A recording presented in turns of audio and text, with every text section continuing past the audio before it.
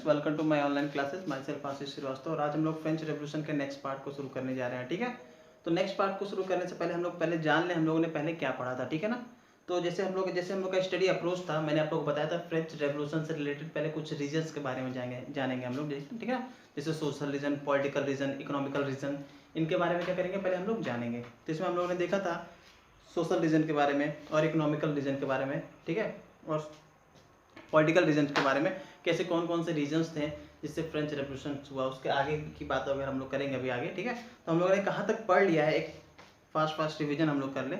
ठीक है ना, तो हम लोगों ने देखा था इकोनॉमिकल कंडीशंस में, इकोनॉमिकल कॉजेज में, कि लुइस 16 जब किंग बना। ठीक है, लुइस 16 जब 1774 में किंग बना, बर्बन डेंसिटी का किंग था। 21 साल की उम्र में वो राजा बन गया। रानी से शादी हो गई उसकी, अस्ट्रियन प्रिंसेस से। ठीक है, लेकिन जब वो राजा बना तो उसको बहुत सारी प्रॉब्लम्स क्या करनी पड़ी, फेस करनी पड़ी। कैसी प्रॉब्लम? उसकी ट्रेजरी खाली हो चुकी थी। ठीक है, तो खजाना खाली, पैसा नहीं था उसके पास। ठीक है, तो पैसे नहीं थे तो बहुत सारी चीज़ों का मेंटेनेंस वो नहीं कर पाता था, नॉर्मल सी बात है, वेलफेयर नहीं कर पाता था। ठीक है, प्लस और क्या था, और सोशल कंडीशन में हम लोगों ने क्या देखा कि सोसाइटी कई पार्ट में डिवाइडेड थी, clergy, noble and third state, first state, second and third state. सिर्फ थर्ड स्टेट के लोग क्या करते थे, टैक्सेस पे करते थे। फर्स्ट और सेकंड स्टेट के लोग कोई टैक्सेस पे नहीं करते थे। फिर उसके बाद हम लोगों ने सस्टेनेबल क्राइसिस के बारे में देखा। ठीक है ना, जहाँ पे हम लोगों ने देखा कि पॉपुलेशन इंक्रीज कर रही थी फ्रांस की, बट प्रोडक्शन, क्रॉप प्रोडक्शन नहीं बढ़ा था। तो क्रॉप प्रोडक्शन ना बढ़ने की वजह से जो फूड प्रोडक्ट्स हैं उनके प्राइस क्या हो रहे थे, बढ़ रहे थे। लोगों को फूड आइटम्स नहीं मिल रहे थे। ठीक है ना, तो जब लोग सर्वाइव और फूड के लिए क्या करने लगे, स्ट्रगल करने लगे, तो ये सस्टेनेबल क्राइसिस कहलाता है। ठीक है ना, तो सस्टेनेबल क्राइसिस के बारे में हम लोगों ने उसमें देखा था। ठीक है, प्लस उसके बाद हम लोग देखने वाले थे कि फ्रांस में रेवोल्यूशन को शुरू किसने किया, आगाज किसने किया। तो हम लोगों ने देखा था कि जो मिडिल क्लास थी वहाँ की, ठीक है ना, जो धीरे धीरे कुछ अमीर लोग क्या कर रहे थे वहाँ पे निकल के आ रहे थे, उस थर्ड स्टेट से धीरे धीरे लोग कहाँ बन रहे थे, मिडिल क्लास में आ रहे थे। ठीक है ना, तो जब उन लोग के पास थोड़ा सा पैसा हुआ, थोड़ा सा नॉलेज हुआ, तो उन लोग को चीज़ों के बारे में धीरे धीरे क्या चला, पता चला कि नहीं, सोसाइटी ऐसी नहीं, ऐसी होनी चाहिए। उन्होंने फिलोसफर्स को सुना, ठीक है, बुक्स पढ़ी, तो उनको थोड़ा सा नॉलेज हुआ कि सोसाइटी कैसी होनी चाहिए। तो ऑन द बेसिस उन्होंने क्या किया, जो मोनार्क है उसके अगेंस्ट वो लोग क्या होने लगे, खड़ा होने लगे। ठीक है ना, मोनार्क के अगेंस्ट वो लोग क्या होने लगे, खड़ा होने लगे। ठीक है, जो बर्थ बेस प्रिविलेज था उसके अगेंस्ट हो गए। ठीक ना, वो दे बिलीव इन मेरिट पे बिलीव करने लगे हैं। ठीक है ना, equal before law, equal law, ठीक ना, इक्वल अपॉर्चुनिटी की बात करने लगे। ठीक है, तो ये सारी चीज़ें यूरोप में चल रही थी, सिस्टम ये सब चल रहा था। धीरे धीरे लोगों के अंदर रिवोल्यूशंस की आग लग रही थी। ठीक है ना, और उसी आग में घी डालने का काम किया फिलोसफर्स ने। ठीक है, तो हम लोग को यहाँ से पढ़ना है, फिलोसफर से पढ़ना है कि फिलोसफर्स ने कैसे फ्रेंच रेवोल्यूशन को क्या किया, आगे बढ़ाने का काम किया, कैसे मोटिवेट किया फ्रांस में रेवोल्यूशन को। ठीक है, तो नॉर्मल सी बात है, फिलोसफर्स मैंने बताया था बुद्धिजीवी, जो ज्ञानवर्धक इंटेलिजेंस बातें करते हैं उनको क्या कहते हैं, फिलोसफर कहते हैं। तो इन फिलोसफर्स ने क्या किया, ठीक है ना, देखो मेनली बहुत सारे फिलोसफर्स थे। मेनली हम लोग को जो आपके सिलेबस में दिया है 3 फिलोसफर्स के बारे में पढ़ना है। ठीक है ना, एक का नाम है जॉन लेक, दूसरा रूसो और दूसरा मॉन्टेक्यू। ठीक है, इन 3 लोगों के बारे में हम लोग को क्या करना है, पढ़ना है। प्लस इन्होंने जो आइडियाज़ दिए उनके बारे में पढ़ना है। ठीक है, तो सबसे पहले हम लोग बात करते हैं जॉन लेक की। ठीक है, ये फिलोसफर्स थे, इन्होंने एक बुक लिखी, टू ट्रीटी ऑफ गवर्नमेंट। ठीक है ना, इंपॉर्टेंट है, एग्जाम में क्वेश्चन पूछता है कि इन्होंने कौन सी बुक लिखी थी, बुक का नाम बताइए। ठीक है ना, इन्होंने एक बुक लिखी टू ट्री ऑफ गवर्नमेंट, और इन्होंने क्या किया, जो गवर्नमेंट थी उसको अपोज किया। ठीक है ना, जो एब्सोल्यूट रूल था उसको क्या किया, अपोज किया। जो डिवाइन रूल था उसको क्या किया, अप्रोच किया। जो मोनार्क था, ठीक ना, उसको क्या किया, अपोज करना क्या शुरू किया। जो मोनार्क था उसको क्या करना, अपोज करना शुरू किया। इन्होंने अपने बुक में क्या लिखा, जो जो हम लोग क्या कहते हैं, राजा को भगवान का रूप मानते हैं ना, उन्होंने कहा कि ये सब गलत है, इसको मानना क्या करिए, बंद करिए। ठीक है ना, राजा कोई भगवान नहीं है। ठीक है ना, तो इन्होंने इस सब चीजों का क्या किया था, अपोज किया था। ठीक है, राजा को भगवान मानना इन्होंने क्या किया था, गलत कहा था। इन्होंने मोनार्की को कहा था, गलत किया था। डिवाइन रूल को क्या बोला, गलत बोला। एब्सोल्यूट रूल ऑफ 1% को क्या बोला, गलत बोला। ठीक है, इसके बाद नंबर आते हैं रूसो का। रूसो है, इन्होंने भी अपने फिलोसफिकल थिंकिंग आइडियाज से लोगों को क्या किया, इफेक्टिव किया। इन्होंने अपनी बुक लिखी एक द सोशल कॉन्ट्रैक्ट। ठीक है, द सोशल कॉन्ट्रैक्ट इन्होंने लिखा। ठीक है ना, और इन्होंने बताया कि गवर्नमेंट क्या होनी चाहिए, एक कंसर्न से बननी चाहिए, ठीक है ना। क्या करनी चाहिए, गवर्नमेंट एक कंसर्न के थ्रू बननी चाहिए, ठीक है ना, जिसमें पीपुल और उनके रिप्रेजेंटेटिव क्या हो, जुड़े हुए रहे। नंबर की बात है। तो सोशल कॉन्ट्रैक्ट जो बुक थी उन्होंने क्या कहा कि जो गवर्नमेंट आगे भी बढ़ाया, ठीक है, ठीक है। तो रूसो ने अपनी बुक सोशल कॉन्ट्रैक्ट के थ्रू बोला कि जो गवर्नमेंट होना चाहिए, सोशल कॉन्ट्रैक्ट होना चाहिए between people and their representative. Government कैसी होना चाहिए, सोशल कॉन्ट्रैक्ट के थ्रू बननी चाहिए between people and their representative. तो ये जो आइडिया था, नॉर्मल सी बात है, किसने दिया, रूसो ने दिया। जॉन लेक ने अपना एक आइडिया दिया, कहा कि नहीं, राजा को क्या मानना, भगवान मानना बंद कर दीजिए। डिवाइन रूल क्या है, गलत है। मोनार्की क्या है, गलत है। Absolute rule of one person क्या है, गलत है। रूसो ने भी इनकी बातों को क्या किया, सपोर्ट किया। और आगे बोला कि गवर्नमेंट क्या होनी चाहिए, सोशल कॉन्ट्रैक्ट के थ्रू बननी चाहिए between people and their representative, यानी कि लोग क्या करें, मिलके क्या करें, अपनी गवर्नमेंट को बनाए, ठीक है। तो ये लोग अपनी बातें कर रहे थे। और एक और फिलोसफर है जिनका नाम क्या है आपका, मॉन्टेग्यू है। इन्होंने तो पूरा रीजन ही बता दिया फ्रांस में कि ये फ्रांस में इतनी सारी प्रॉब्लम्स जो है वो क्यों है। इन्होंने बताया कि अगर पावर क्या है, एक आदमी के हाथ में है, तो मेनली क्या करिए, पावर का डिवीजन कर दीजिए, सारी प्रॉब्लम में क्या हो जाएगी, खत्म हो जाएगी। तो इन्होंने एक आइडिया दिया, इन्होंने एक बुक लिखा द स्पिरिट ऑफ लॉ, और इसमें सेपरेशन ऑफ पावर की बात की इन्होंने कहा कि पावर का क्या हो जाना चाहिए, सेपरेशन हो जाना चाहिए। पावर एक आदमी के हाथ में नहीं रहनी चाहिए। पावर एक आदमी के हाथ में, इसीलिए इतनी सारी प्रॉब्लम्स हैं। अगर पावर को हम लोग क्या करते हैं, डिवाइड करते, तो ये सारी प्रॉब्लम्स क्या हो जाएंगी, खत्म हो जाएगी। तो इन्होंने सजेशन दिया कि जो पावर है वो क्या हो जाना चाहिए, लेजिस्लेटिव, एग्जीक्यूटिव एंड जुडिशरी में क्या हो जाना चाहिए, डिवाइड हो जाना चाहिए, ठीक है ना। अब ये तो थी, तो लोग के अंदर पहले ही गुस्सा था, प्लस ये फिलोसफर्स आ गए, इनकी एडवाइस, इनके आइडियाज़ आ गए, ठीक है ना। वैसे तो लोग इतने पढ़े लिखे नहीं हुआ करते थे, लेकिन हाँ, लोग क्या करते थे, बातें करते थे इनके बारे में। सब लोग तो बुक नहीं पढ़ सकते थे, लेकिन इनके आइडियाज़ के बारे में लोगों ने क्या किया, बातें करना शुरू कर दिया, ठीक है। जैसे मन की बात होती है, ठीक है, चाय पे चर्चा होती है, उसी तरह इनकी बातों की भी क्या होने लगी, चर्चाएँ होने लगी, ठीक है ना, डिस्कशन होने लगा। लोग कॉफ़ी शॉप पे, बार्बर शॉप पे क्या करने लगे, इनके आइडियाज़ को क्या करने लगे, बातें, इनके आइडियाज़ के बारे में क्या करने लगे, बातें करने लगे, ठीक है ना। इसने क्या किया, फ्रेंच रेवोल्यूशन को क्या कर दिया, एक बूम दे दिया। अब लोगों के अंदर इतना गुस्सा भरा हुआ था, लोग समझ लो एक चांस खोज रहे थे कि कैसे हम लोग रिवोल्यूशन कर दें, ठीक है ना। उसी समय लोगों को एक न्यूज़ पता चली, एक न्यूज़ सुनने में आया कि जो मोनार्क, जो गवर्नमेंट है, जो लुई 16 है, वो क्या करना चाहता है, वो टैक्सेस को इंक्रीज करना चाहता है, ठीक है ना। और जैसे ही लोगों ने ये खबर सुनी, लोगों का गुस्सा क्या हो गया, और बढ़ गया। अब समझ लीजिए जो फ्रेंच रेवोल्यूशन है वो एकदम पीक पे पहुंच गई थी। अब रिवोल्यूशन एकदम स्टार्ट होने ही वाला था, ठीक है। आइए देखते हैं कैसे कौन कौन सी ऐसी घटनाएं हुई जिन्होंने फ्रेंच रेवोल्यूशन को क्या किया, स्टार्ट करके बूम करने का काम किया, ठीक है। तो लुई 16 ने क्या किया, टैक्सेस बढ़ाने की बात की, ठीक है ना। लेकिन टैक्सेस लुई 16 यानी कि राजा अकेले नहीं बढ़ा सकता था, ठीक है। इसके लिए कुछ रूल्स थे वहाँ पे, ठीक है ना। रूल क्या थे, राजा को अगर किसी तरह की कोई टैक्सेस बढ़ानी होती है तो वो क्या करता है, उसके लिए उसको जनरल असेंबली की मीटिंग बुलानी पड़ती है। तो ये यहाँ से जो इवेंट शुरू होगा वो कहलाएगा आउटब्रेक ऑफ रिवोल्यूशन, ठीक है ना। तो लुई 16 ने क्या किया, लुई 16 ने क्या किया, ठीक है, स्टेट जनरल्स की मीटिंग को बुलाया। स्टेट जनरल क्या है, नॉर्मल से हम लोग कह सकते हैं स्टेट जनरल जैसे हमारा पार्लियामेंट है, समझ सकते हैं, उस समय वहाँ का क्या था, स्टेट जनरल था।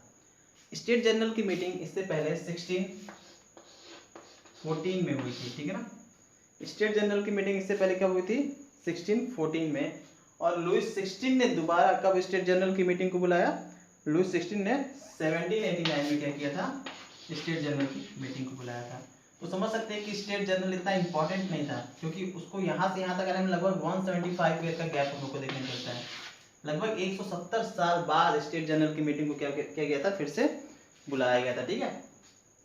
तो स्टेट जनरल वैसे कोई स्पेशल बॉडी नहीं थी, हाँ, लेकिन फ्रांस में अगर किसी तरह के कोई टैक्सेस बढ़ाने होते हैं, ठीक है ना, टैक्सेस बढ़ाने होते थे, तो उसके लिए स्टेट जनरल की मीटिंग बुलाई जाती थी। और वहाँ से जब सब कुछ अप्रूव हो जाता था, तब क्या करती थी फ्रांस की गवर्नमेंट, क्या कर सकती थी, टैक्सेस को बढ़ा सकती थी, ठीक है ना। अभी स्टेट जनरल क्या था, जो तीनों सोसाइटी हम लोग देखा था, फ्रांस की सोसाइटी 3 पार्ट में डिवाइडेड थी, first state, second state and third state, ये तीनों स्टेट्स के लोग क्या करते थे, अपने अपने रिप्रेजेंटेटिव भेजते थे, ठीक है ना। और इन तीनों स्टेट के रिप्रेजेंटेटिव मिलकर क्या बनाते थे, आपका स्टेट जनरल बनाते थे। क्या बनाते थे, स्टेट जनरल। फर्स्ट स्टेट से कितने लोग आते थे, 300 पीपल्स आते थे। कहाँ से, फर्स्ट स्टेट से। सेकेंड स्टेट से कौन कौन आते थे, सेकेंड स्टेट से भी 300 पीपल आते थे। बट थर्ड स्टेट से कितने परसेंट लोग आते थे, थर्ड स्टेट से आते थे 6000 पीपल। तो अब देखोगे सर इसमें क्या प्रॉब्लम है, सब कुछ तो अच्छा है। नहीं बच्चा, अच्छा नहीं है। अच्छा क्या है कि इनकी वोटिंग राइट्स की बात करें तो 300 पीपल्स के पास 1 वोट एंड 1 वोट, यानी कि 300 लोगों के पास वोटिंग राइट्स कितना था, सिर्फ 1 वोट का राइट्स था।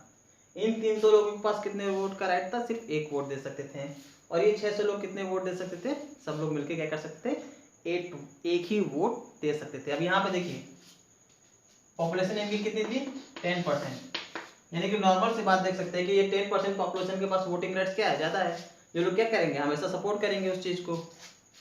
और जो 90% पॉपुलेशन है, जिसके सिर्फ और सिर्फ 600 रिप्रेजेंटेटिव है, उनके पास भी क्या है, सिर्फ एक वोटिंग राइट है।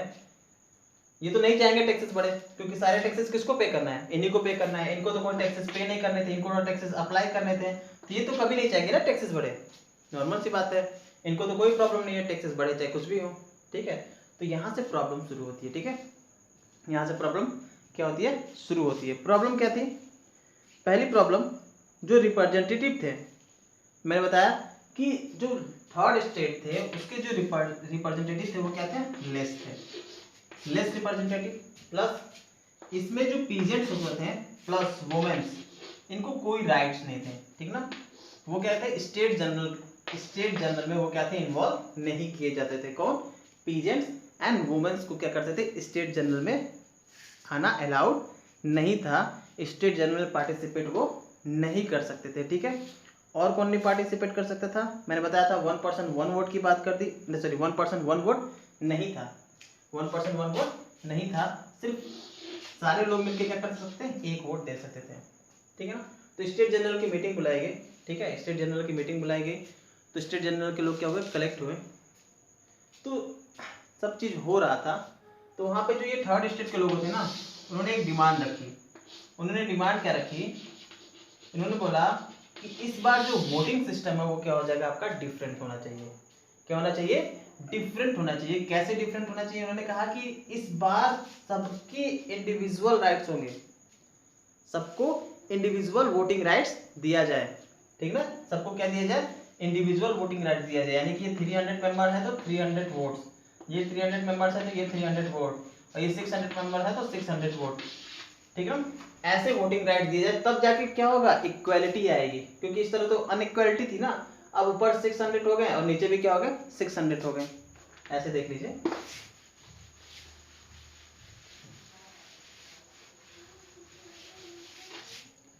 ठीक है, देख लेते हैं। First state, second state and third state, और बढ़ा दीजिए, first state, second state and third state. इनकी पॉपुलेशन मैंने बताया था कितना है, 10%।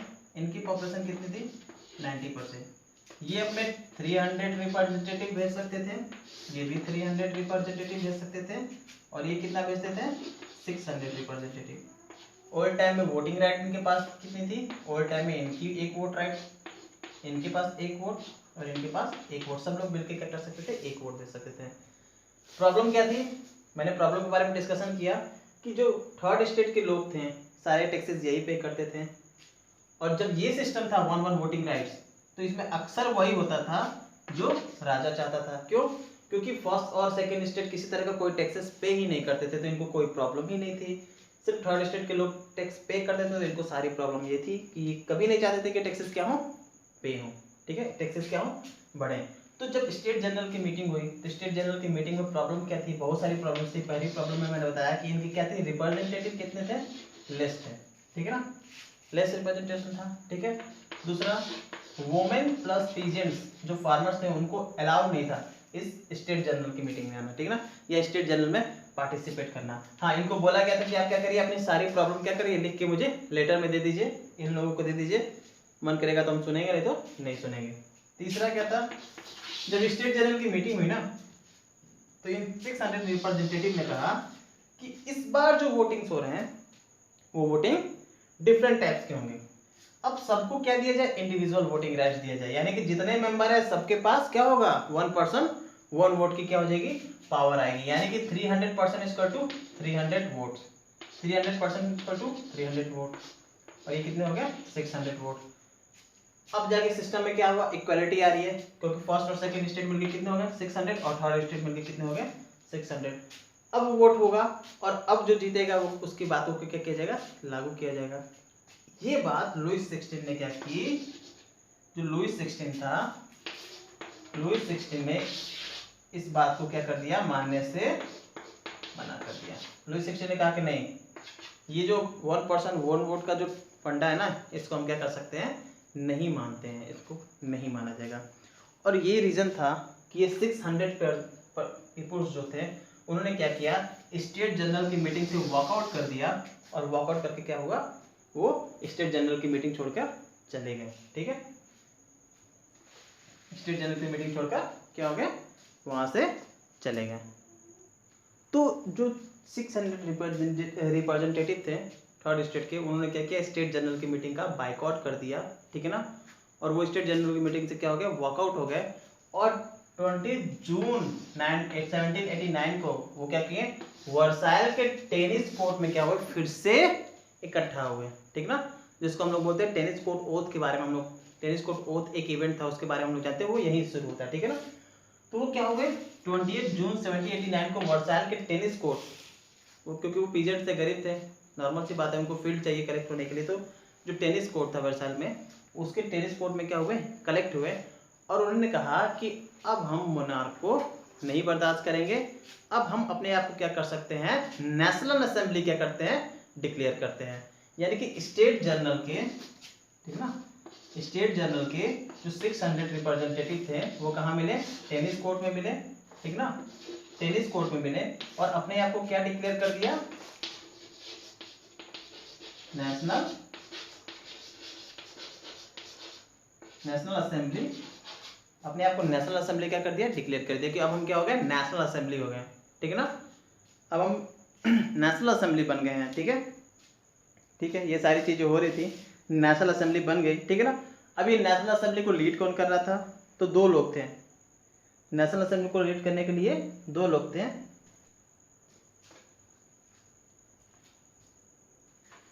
तो 2 लोग क्या कर रहे थे, इस नेशनल असेंबली को, जो टेनिस कोर्ट ओथ में 600 रिप्रेजेंटेटिव ने क्या किया, अपने आप को नेशनल असेंबली डिक्लेयर किया, उसको लीड कौन कर रहे थे, 2 लोग कर रहे थे। एक का नाम था मिराबियो, और एक कौन से थे, अबेशियस। ठीक ना, ये लोग कौन थे, मिराबियो, अबेशियस, ये लोग कौन थे, मिराबियो क्या थे, एक नोबल फैमिली से बिलोंग करते थे। ठीक है ना, कहाँ से, नोबल फैमिली से बिलोंग करते थे, और अबेशियस क्या थे, एक क्लर्जी थे। ठीक ना, यानी कि एक फर्स्ट स्टेट से बिलोंग करते थे और एक सेकेंड स्टेट से बिलोंग करते थे। यानी कि देखिए इस तरह हम लोग देख रहे हैं ना, सारे फर्स्ट और सेकेंड स्टेट के लोग बुरे नहीं थे। ठीक है ना, सारे फर्स्ट और सेकेंड स्टेट के लोग बुरे नहीं थे। कुछ लोग क्या कर रहे थे, जानते थे कि थर्ड स्टेट के लोगों के साथ क्या हो रहा है, गलत हो रहा है, तो उनको क्या करते थे, ये लोग सपोर्ट करते थे। उनमें से एक नाम है मिराबियो एंड अबेशियस। ठीक है ना, जो मिराबियो थे ये जर्नल्स लिखते थे, जर्नल्स लिखते थे। ठीक है ना, और लोगों को क्या करते थे, जो मोनार्क एस्टेब्लिश गवर्नमेंट है उसके अगेंस्ट, उसके खिलाफ क्या कर लेते थे, जर्नल्स लिखते थे और लोगों को अवेयर करते थे उनके अगेंस्ट। ठीक है ना, जो अबेशियस थे वो क्लर्जी थे, एक प्रीस्ट थे। ठीक है ना, और उन्होंने अपने एक पम्पलेट लिखा था। ठीक है ना, what is third state, sorry, उन्होंने एक पम्पलेट लिखा था, क्या नाम था उसका, व्हाट इज थर्ड स्टेट। इन्होंने एक पम्पलेट लिखा जिसका नाम था व्हाट इज थर्ड स्टेट। तो इन लोगों ने भी क्या किया, सपोर्ट किया किसको, इस थर्ड स्टेट के लोगों को, कि ताकि ये रिवोल्यूशन करें। ठीक है ना, प्लस इनकी सिचुएशन में क्या है, सुधार है। ठीक है, चलिए अब आगे देखते हैं आगे कौन सी घटनाएं हुई। अब ये सारी चीजें फ्रांस में क्या हो रही थी, चल रही थी, हम लोग देख रहे थे फ्रांस के लोग क्या कर दिए, आउटब्रेक ऑफ रेवोल्यूशन हो चुका था फ्रांस में। प्लस फ्रांस की जो सोसाइटी थी, जो इकोनॉमिकल कंडीशंस थी वो बहुत ज़्यादा खराब थी। ठीक है ना, बताया था फूड शॉर्टेज फ्रांस में क्या थी, बहुत ज़्यादा थी।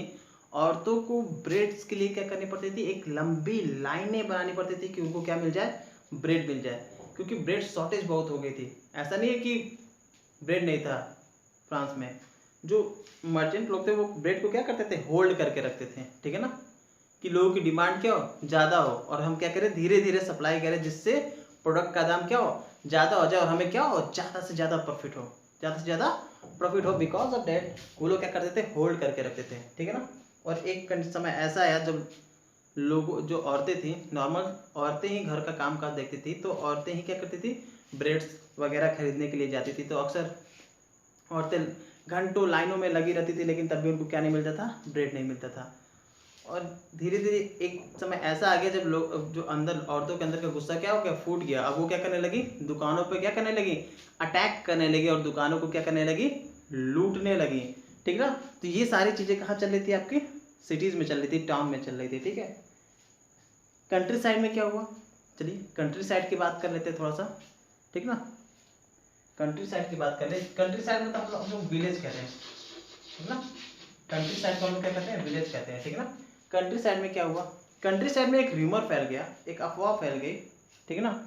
एक अफवाह फैली कि जो राजा है ना, अपने ब्रिगेड भेज रहा है, ब्रिगेड मतलब होता है गुंडे, ब्रिगेड भेज रहा है, जो क्या करेंगे, आएंगे और हमारे क्रॉप्स को क्या कर देंगे, खराब कर देंगे। जो वहाँ के लोकल लोग थे, जो छोटे मोटे किसान थे, जो पीजेंट्स थे, वो घबरा गए कि अरे भाई अगर ऐसा हुआ, अगर राजा ने ब्रिगेड अपने गुंडों को भेजेगा कि वो हमारी फसल खराब कर दे, तो अगर वो हमारी फसल खराब कर देंगे तो हमारे पास बचेगा क्या, हमारे पास तो कुछ बचेगा ही नहीं। तो पूरी तरह से क्या हो गए, घबरा गए, क्या हो गए, घबरा गए। और जो छोटे मोटे पीजेंट्स थे,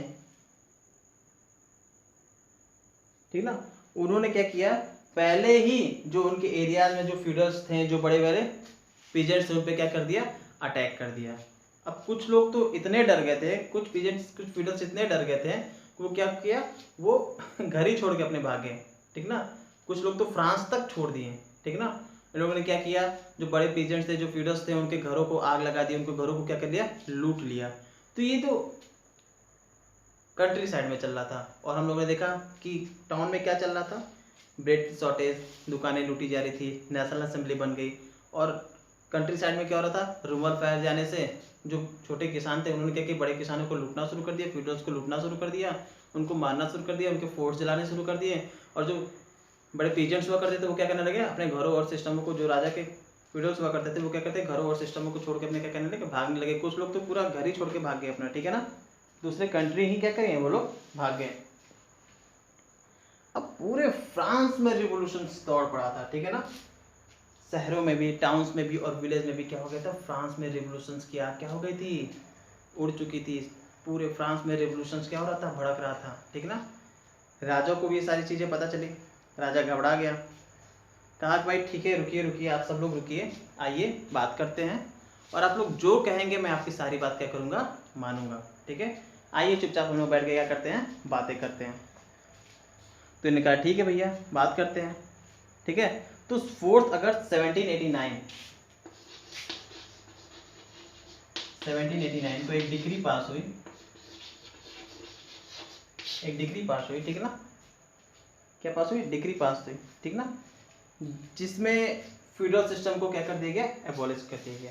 राजा ने कहा कि आप आइए, हमसे बात करिए, आपको जो कहना है हमसे कहिए, क्या चाहते हैं आप, फ्यूडल सिस्टम एबॉलिश करना चाहते हैं, ठीक है चलिए, फ्यूडल सिस्टम क्या कर दिए, बंद कर दिए। कॉन्स्टिट्यूशन बनाना चाहते हैं, ओके चलिए कॉन्स्टिट्यूशन बनाते हैं, ठीक है। नोबल बर्थप्लेस प्रिविलेज खत्म करना चाहते हैं, ठीक है भैया चलिए बर्थप्लेस प्रिविलेज खत्म कर दिया है। अच्छा, जो चर्च के पास लैंड्स है उसको भी होल्ड करना चाहते हैं, ठीक है भैया चलिए लैंड को भी क्या कर दिया, उनसे छीन लिया। तो आप जो बोलिए वो क्या करेंगे, हम करने के लिए तैयार थे। तो राजा ने डिक्री साइन कर दिया 4 अगस्त 1789 को, और सारी चीज़ें क्या कर दी, खत्म कर दी, ठीक है। जो जो डिमांड थी किसकी, नेशनल असेंबली की, सारी डिमांड को राजा ने क्या कर लिया, मान लिया। मोनार्क ने, लुई 16 ने क्या कर लिया, मान लिया, ठीक है ना। चलिए ठीक है।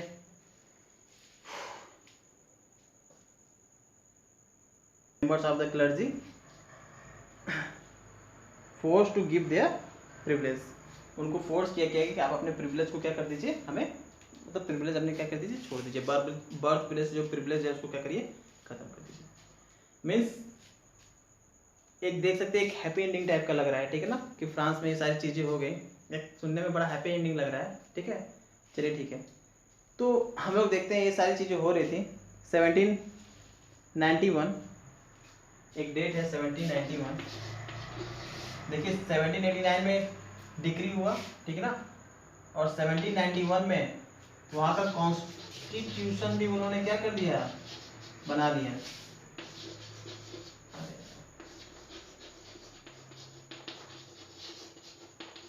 उन्होंने क्या किया, कॉन्स्टिट्यूशन भी बना लिया, संविधान भी बना लिया।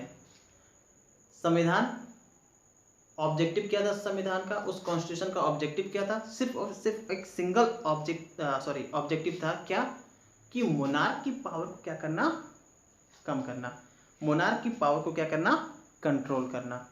और इन्होंने मॉन्टेक्यू की बातों को पूरी तरह से अप्लाई कर दिया, ठीक ना। जो पावर्स थी मोनार्क की उसको क्या किया, 3 पार्ट में डिवाइड कर दिया, लेजिस्लेटिव, एग्जीक्यूटिव एंड जुडिशरी। अब देखने में सब कुछ क्या लग रहा था, बहुत अच्छा लग रहा था, हैप्पी एंडिंग लग रहा था, लेकिन ऐसा कुछ था नहीं बच्चा, ठीक है ना, ऐसा कुछ था नहीं। जो कॉन्स्टिट्यूशन बना, ठीक है ना, जैसे हमारा कॉन्स्टिट्यूशन है, ठीक है ना, जो हमारा कॉन्स्टिट्यूशन है उसके स्टार्ट में एक प्रीम्बल दिया जाता है, ठीक है ना, जिसको बोलते हैं सोल ऑफ कॉन्स्टिट्यूशन, संविधान की आत्मा। तो उसी तरह हम लोग देखते हैं कि फ्रांस का जो कॉन्स्टिट्यूशन बना, ठीक है ना, उसके भी कुछ क्या थे, प्रीम्बल्स थे, ठीक है ना। चलिए आइए देखते हैं उस कॉन्स्टिट्यूशन का प्रीम्बल क्या था उसमें, ठीक है, थोड़ा सा उसके बारे में हम लोग थोड़ा सा पढ़ लेते हैं, ठीक है। चलिए, जो प्रीम्बल था, ठीक है ना, the constitution begin with a declaration of the right of man and citizen. इस चीज को याद रखिएगा, rights of man and citizen.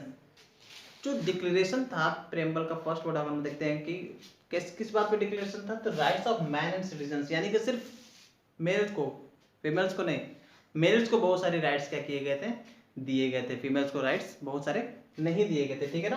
तो इसमें नाम ही दिख रहा है मैन, वुमेन्स का नाम ही नहीं है, नॉर्मल सी बात है, मेंस पे ज्यादा क्या किया गया, फोकस किया गया, ठीक है ना। तो कौन कौन से बातें लिखी गई प्रीम्बल में, तो हम लोग देखते हैं राइट टू लाइफ, ठीक है ना, राइट टू लिव, जैसे हमारा है ना आर्टिकल 21, ठीक है ना, इसमें बहुत सारी बातें हमारी क्या है, इंक्लूड है, ठीक ना। उसी तरह इसका हम लोग देखते हैं, ठीक ना, right to live, freedom of speech and opinion, equality before law, ठीक है ना। और क्या था, और भी बहुत सारी चीजें थी, जैसे कि बर्थ प्लेस प्रिविलेज क्या कर दिया गया, खत्म कर दिया गया, ठीक है ना, रेजिस्टेंस अगेंस्ट ऑपरेशन लिखे गए थे, ठीक है। तो नॉर्मल हमको बस देखना क्या था ना, राइट ऑफ मैन, ठीक है ना, ये मेन पॉइंट था, ठीक है। तो जो कॉन्स्टिट्यूशन का बिगिन होता है, जो डिक्लेरेशन होता है, किस पे होता है, rights of man and citizen, ठीक है ना। तो मैन को राइट्स ज्यादा दिए गए थे यहाँ पे, ठीक है, वुमेन के पास राइट्स कम थे। बहुत सारी चीजें वुमेन्स को भी मिल गई थी, बहुत सारी चीजें लीगल कर दी गई, जैसे मैंने बताया था डिवोर्स लीगल हो गया था, ठीक है, मैरिज के लिए फोर्स नहीं कर सकते थे पेरेंट्स उनके, ठीक है, वुमेन रिवोल्यूशन में भी हम लोग देखेंगे, ठीक है। तो चलो ये तो कॉन्स्टिट्यूशन बन गया। मोनार्क को कंट्रोल करने की बात की गई थी, किसमें, बताया गया कि जो नेशनल असेंबली बनेगी वो क्या करेगी, मोनार्क को क्या करेगी, कंट्रोल करेगी। जो गवर्नमेंट है, जो मोनार्की है, उसकी पावर को क्या कर दिया गया, डिवाइड कर दिया गया, किसमें, 3 पार्ट में, एग्जीक्यूटिव, जुडिशरी एंड लेजिस्लेचर, ठीक है ना। अब ये जो नेशनल असेंबली है ना, जो नेशनल असेंबली बनी थी, नॉर्मली ये किसके द्वारा चुनी जाएगी, इलेक्शन के द्वारा चुनी जाएगी। और यहाँ पे इलेक्शंस कैसे थे, ये थे इनडायरेक्ट इलेक्शन। अब फ्रांस की सोसाइटी को 2 पार्ट में डिवाइड कर दिया गया, पहले तो हम लोग 3 पार्ट में देखा था, अब क्या हो गया, 2 पार्ट में डिवाइड हो गया, कौन कौन से, active and passive, active citizens and passive citizens. Active citizens कौन से, वे सिटीजन्स जो टैक्स पे करते थे, मैंस की मैं उससे बात कर रहा हूँ, वुमेन्स की बात नहीं कर रहा हूँ, सिर्फ मैन, सिर्फ आदमी, मैंस की बात करूँगा, वुमेन्स की बात नहीं हो रही है, ठीक है ना। तो जो टैक्स पे करते थे, एक्टिव सिटीजन्स कौन, जो टैक्स पे करते थे, उनको क्या करते थे हम लोग, एक्टिव सिटीजन मतलब सिर्फ मेल, ठीक है ना। पैसिव में कौन आते थे, पैसिव में आपकी वुमेन्स आती थी, प्लस पीजेंट्स आते थे, प्लस जो टैक्स नहीं पे करते थे उनको क्या किया जाता था, इसमें इंक्लूड किया जा सकता था। अच्छा, एक्टिव सिटीजन्स में कितना टैक्स पे करेंगे तो एक्टिव सिटीजन्स हो जाएंगे, या तो पैसिव सिटीजन्स बने रहेंगे। तो एक्टिव सिटीजन्स बनने के लिए 3 डेज के वेजेस के इक्वल आपको क्या करना पड़ेगा, टैक्सेस पे करने पड़ेगा। तो 3 डेज के वेजेस के इक्वल जब वो टैक्स पे करेंगे ना, तब वो क्या कहलाएंगे, एक्टिव सिटीजन्स कहलाएंगे, ठीक है ना। तो जो नेशनल असेंबली का इलेक्शंस होता था ना, जो नेशनल असेंबली के इलेक्शंस होते थे, उसमें कौन पार्ट लेते थे, सिर्फ और सिर्फ वो पर्सन पार्ट लेते थे जो क्या करते थे, टैक्सेस पे करते थे, यानी कि सिर्फ और सिर्फ एक्टिव सिटीजन्स। तो यहाँ पे देखो सोसाइटी में फिर से देखो अनइक्वालिटी दिख रही है। अब नेशनल असेंबली बनी, अब नेशनल असेंबली को कौन चूज कर रहा है, सिर्फ और सिर्फ एक्टिव सिटीजन चूज कर रहे हैं, यानी कि सिर्फ वही लोग चूज कर रहे हैं जो क्या देंगे, टैक्सेस पे करेंगे। टैक्सेस कौन पे करेगा, नॉर्मल सी बात है, अमीर लोग, ठीक है। तो फिर से सोसाइटी 2 पार्ट में डिवाइड हो गई, अमीर और गरीब में। तो चलिए नेशनल असेंबली की बात करते हैं। तो ये जो एक्टिव सिटीजन है ना, ये क्या कर देते हैं, 50,000 मेंबर को क्या कर देते हैं, सिलेक्ट कर देते हैं। पहले क्या कर देते हैं, 50,000 मेंबर को क्या करते थे, इलेक्ट करते थे। और ये 50,000 मेंबर क्या करते थे, नेशनल असेंबली के 745 मेंबर्स को क्या करते थे, सिलेक्ट करते थे। ये क्या करते थे, 745 मेंबर्स नेशनल असेंबली को क्या करते थे, सॉरी, ये 5,000 मेंबर नेशनल असेंबली को क्या करते थे, नेशनल असेंबली के 745 मेंबर्स को क्या करते थे, इलेक्ट करते थे, ठीक है। अब ये नेशनल असेंबली क्या करती थी, ये नेशनल असेंबली जो किंग होता था, किंग, इसको क्या करती थी, कंट्रोल करती थी। क्या करती थी, कंट्रोल करती थी। किसको, नेशनल असेंबली को। नेशनल असेंबली किसको कंट्रोल करती थी, किंग को। यानी कि हम लोग कह सकते हैं एग्जीक्यूटिव, जो एग्जीक्यूटिव है उसको कौन कंट्रोल कर रही है, नेशनल असेंबली। और नेशनल असेंबली किसको कंट्रोल करती थी, जो मिनिस्टर्स थे। नेशनल असेंबली किसको कंट्रोल करती थी, जो मिनिस्टर्स थे उनको भी कौन कंट्रोल करता था, नेशनल असेंबली कंट्रोल करती थी। किंग के पास वीटो होता था, ठीक है ना, कभी और बात करेंगे, वीटो से कोई मतलब नहीं है हम लोग का। किंग के पास क्या होता था, वीटो होता था, ठीक है ना। और यही जो 50,000 मेंबर्स हैं, यही किसको सेलेक्ट करते थे, जुडिशियरी को भी क्या करते थे, यही सेलेक्ट करते थे। जुडिशियरी को भी कौन सेलेक्ट करते था, यही 50,000 मेंबर सिलेक्ट करते थे। तो देखो सोसाइटी में हम लोग बहुत सारी इनइक्वालिटी हमको देखने को मिल रही है, ठीक है ना। सोसाइटी में हमको क्या मिल रहा है, बहुत ज्यादा इनइक्वालिटी देखने को मिल रही है, ठीक है ना। 2 तरह के सिटीजन हमको देखने को मिल गए, active and passive. Passive citizen में पीजेंट्स, वुमेन्स और नॉन टैक्स पेयर्स जो थे उनको क्या करते थे, ऐड करते हैं इसमें। टैक्स पेयर जो 3 डे के वेजेस के अकॉर्डिंग टैक्स पे करेंगे वही इसमें आते थे। और ये क्या करते थे, 50,000 मेंबर्स को इलेक्ट करते थे। और ये 50,000 मेंबर किसको इलेक्ट करते थे, 745 नेशनल असेंबली के मेंबर को क्या करते थे, इलेक्ट करते थे। और ये नेशनल असेंबली किंग कह लीजिए या फिर कह लीजिए एग्जीक्यूटिव, उसको क्या करती थी, कंट्रोल करती थी। प्लस जो मिनिस्ट्री होती थी, ठीक ना, जो मिनिस्ट्री होती थी उसको भी क्या करती थी, कंट्रोल करती थी, ठीक है। प्लस ये जो 50,000 मेंबर थे ये क्या करते थे, जुडिशियरी को भी क्या करते थे, चूज करते थे, ठीक है ना। पैसिव सिटीजन का इसमें किसी तरह का कोई कंट्रीब्यूशन नहीं था। और ये रीजन था कि सोसाइटी में फिर से क्या होने लगी, प्रॉब्लम शुरू होने लगी, ठीक है ना। सोसाइटी में, फ्रांस की सोसाइटी में हम लोग देखेंगे फिर से क्या होने लगी, प्रॉब्लम शुरू होने लगी। प्रॉब्लम कैसे शुरू हुई, अब लड़ाई किसके बीच होने लगी, गरीब और अमीर के बीच में होने लगी, ठीक है ना। क्योंकि सिर्फ और सिर्फ जो अमीर थे यानी कि जो टैक्स पे करते थे, इन्हीं के पास क्या था, आपका पॉलिटिकल राइट था। सिर्फ इन्हीं के पास क्या था, पॉलिटिकल राइट्स था। और किसी पैसिव सिटीजन के पास पॉलिटिकल राइट्स थी ही नहीं। अब ये भी पॉपुलेशन में क्या है, कम है। अब ये पॉपुलेशन में क्या है, ज्यादा है। नॉर्मल सी बात है। फिर से सोसाइटी में क्या हो गया, अनइक्वालिटी आ गया। और फिर से सोसाइटी में क्या होने लगी, प्रॉब्लम्स आने लगी फ्रांस के। अब आप सोचोगे सर फ्रांस है कि क्या है, इसकी प्रॉब्लम्स खत्म ही नहीं हो रही है। बच्चा, इसके फ्रांस की प्रॉब्लम अभी नहीं खत्म होगी, बहुत लंबा चलेगा फ्रांस, ठीक है ना। वैसे तो लगभग हम लोग आधा खत्म कर चुके हैं फ्रेंच रेवोल्यूशन, आधा पार्ट और इसके बाकी है अभी हम लोग का, ठीक है। अच्छा, इतना पढ़ने के बाद आधा पार्ट बचा है नहीं सोच में पड़ गए आप लोग, ठीक है। चलिए देखो ये सब चीजें हो गई, राजा के ऊपर कॉन्स्टिट्यूशन बन गया, राजा को कंट्रोल करने के लिए एग्जीक्यूटिव, जुडिशरी सब कुछ बन गया। लेकिन जो राजा था ना, होता है ना चोर की दाढ़ी में तिनका, उसी तरह राजा था। राजा के मन में क्या था? चोर था। वो बिल्कुल नहीं चाहता था कि उसकी absolute rule of one person यानी कि उसकी मोनार्की पे क्या हो, कंट्रोल किया जाए। बिकॉज ऑफ इट उसने क्या किया, चुपके से अपने ससुराल यानी कि कौन, ऑस्ट्रिया और पर्शिया से क्या किया, एक समझौता, एक एग्रीमेंट किया कि भैया आप क्या करो, मेरे यहाँ जो ये रिवॉल्यूशन हो रहा है ना, इसको खत्म करने का काम करिए, मेरा खत्म करने में मेरी हेल्प करिए, तो फर्दर मैं आपकी क्या करूँगा, हेल्प करूँगा। ऑस्ट्रिया पर्शिया मान गया, ठीक है। बस बाय द वे हम कह सकते हैं कि ये खबर किसको पड़ गई, ये पता चल गया आपको नेशनल असेंबली को। नेशनल असेंबली को पता चल गया कि जो लुईस 16 है वो ऑस्ट्रिया और पर्शिया से क्या किया है, हेल्प मांगा है। किसकी वजह से? ताकि वो ये जो रिवोल्यूशन हुआ उसको क्या कर सके, एबॉलिश कर सके, खत्म कर सके। तो नेशनल असेंबली ने क्या किया, इससे पहले कि ऑस्ट्रिया और पर्शिया क्या करते, फ्रांस पे अटैक करते, नेशनल असेंबली ने क्या किया, एक वॉर डिक्लेयर कर दिया अगेंस्ट ऑस्ट्रिया एंड पर्शिया।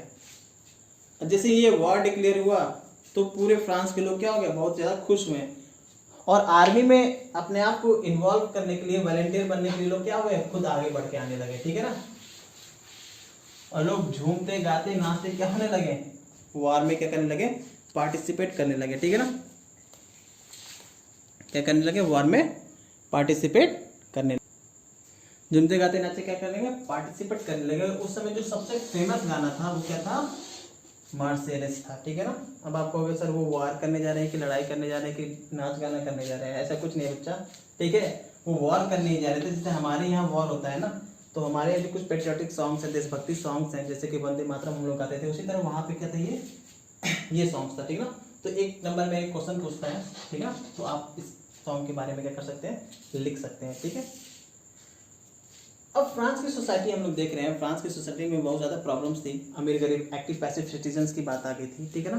तो ये जो पैसिव सिटीजन्स थे ना, जो गरीब लोग थे ना, वो धीरे धीरे पॉलिटिकल राइट्स चाहते थे, और पॉलिटिकल राइट्स पाने के लिए उन्होंने क्या किया ना, धीरे धीरे इसके अगेंस्ट प्रोटेस्ट करना शुरू कर दिया है। अभी प्रोटेस्ट कैसे करते थे, वो क्या करते थे, क्लब बनाते थे, अपना क्या करते थे, ग्रुप बनाते थे, क्लब बनाते थे, ठीक है ना। और वो क्लब के थ्रू क्या करते थे, इस चीज़ के लिए प्रोटेस्ट करते थे। और इस क्लब में जो सबसे फेमस, जो सबसे पावरफुल क्लब था, उसका नाम था जैकोबिन क्लब, ठीक है। तो फिलहाल इस वीडियो में आज हम लोग इतना ही रहने देते हैं, ठीक है ना। जब हम लोग नेक्स्ट पार्ट में मिलेंगे फ्रेंच रेवोल्यूशन के, तो हम लोग ट्राई करेंगे कि फ्रेंच रेवोल्यूशन उस पार्ट में क्या हो जाए, आपका खत्म हो जाए, ठीक है। तो ये सेकेंड पार्ट था। So thank you for today, stay home and stay safe, see you in next video.